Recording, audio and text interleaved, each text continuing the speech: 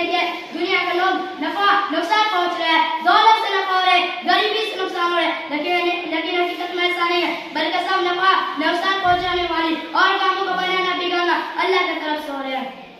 چند دن اس مدرسہ میں رہ کر جو کچھ سیکھا ہو آپ کے سامنے پیش کرتا ہوں، سے غور سے سنیں۔ میں نے ابھی آپ کے سامنے قرآن پاک کی ایک سورہ کی تلاوت کی ہے، جس کا مطلب و مفہوم یہ ہے کہ اے نبی صلی اللہ علیہ وسلم کیا تو کا لائق ہے، اللہ بے نیاز ہے، اس نے نہ کسی کو جانا اور نہ جانے دیا، اور وہ اس کا ہم سے نہیں۔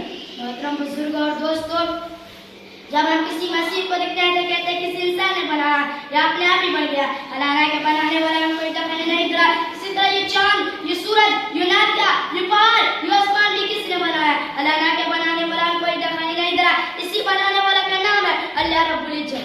اسی اسکول میں دو پلیس کرو تو اسکول کے لیے ہم نہیں چل پائے گا، پہلا کچھ حکم دے گا، دوسرا اس کے ساتھ کچھ اور حکم دے گا۔ اسی طرح کسی وقت دو پردانے تو دو کالج ہم نہیں چل پائے گا۔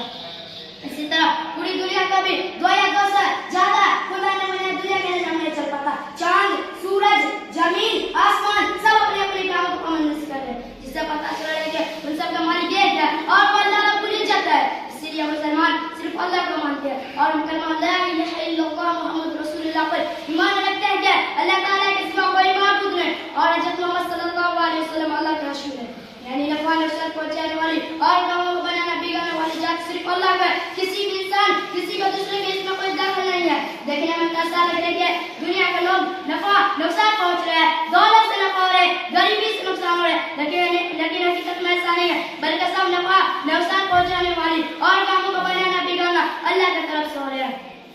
ایک چیٹی نے کاغذ پر قلم چلتی ہوئی دیکھا تو کہا کہ قلم لکھ رہے ہیں، جبکہ لکھنے کا کام آدمی کر رہے تھے، چٹو کا آدمی نظر نہیں آیا۔ اسی طرح دنیا کے لوگ اور دنیا کی چیزوں سے نفع نقصان ہوتا دیکھ کر کہہ رہے ہیں کہ